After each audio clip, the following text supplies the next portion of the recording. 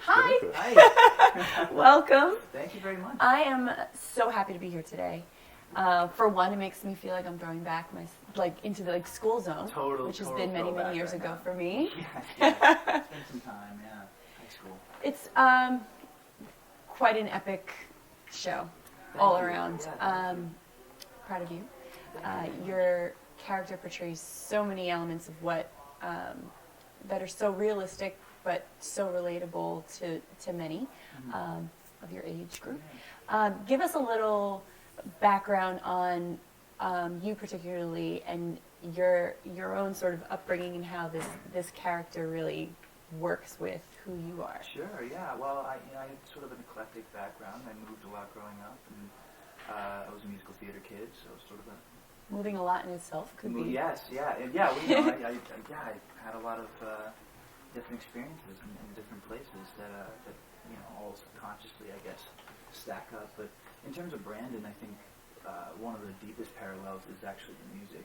Yeah. Because of musical theater and whatnot, acting and music always sort of coincided for me. So to eventually end up playing a role where I am doing both is really, really cool and satisfying for me as an actor. And I do play piano in my real life, so that's also very interesting to kind of portray. This is such an interesting point. Yeah. So I talk to many artists, and they encompass art, right? And they have such a love for music and acting, and Definitely. Sometimes at the start you don't really know where to put your time and energy because both of those crafts require so much work, right? Completely. And for you, having a role that encompasses both is just... It's so interesting. It's so cool. And and again, it's funny because before I was on the Fosters, I always told myself that I was an actor who just happened to do music. Mm-hmm. But before I knew it, I had a job that kind of made me do both at the same time. So yeah, it's been very, very fun, and I've loved watching Brandon grow, and by portraying this character for so long now, I've grown myself and we've kind of learned from each other in a weird way. So it's pretty cool. Having so many siblings, right, coming in and out of the house. Sure. I feel like you held such a strong. You have just had this aura of like home in so many ways, and you were so comforting to many. Your relationship in particular with Maya Mitchell, what has that taught you as far as relationships and I mean, she was troubled at the start, of course, but just views of girls and men, like their reactions and how they deal with emotions. Yeah, I think Brandon and Callie is obviously a quintessential relationship for the show. Lots of ups and downs. To say the least. To say the least. But no, I think at the end of the day, one word that I think describes them pretty well is respect, actually.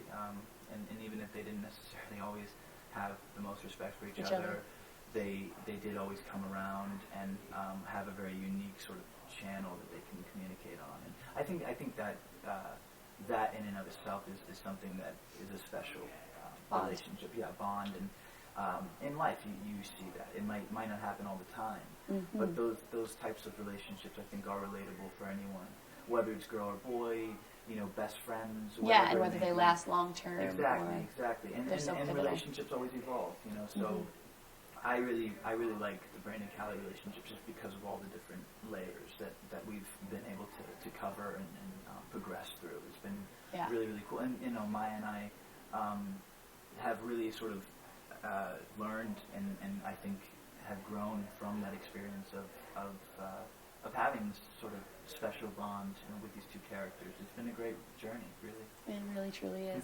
So outside of work zone, what is it that you particularly enjoy doing? Oh, for fun. I mean, I'm a movie buff. I love Warner Brothers is such a cool. It's like a temple, really. And I go to the shop here. I buy Blu-rays all the time. So something I like to do is watch old movies, particularly movies that have been shot here, and then I sort of try to figure out where they did them. It's true. Yeah, it's really, really cool history. And I mean, I play music on the side. I'm fortunate enough to know a lot of musically talented people. So jamming and Going to having, shows. Going to shows.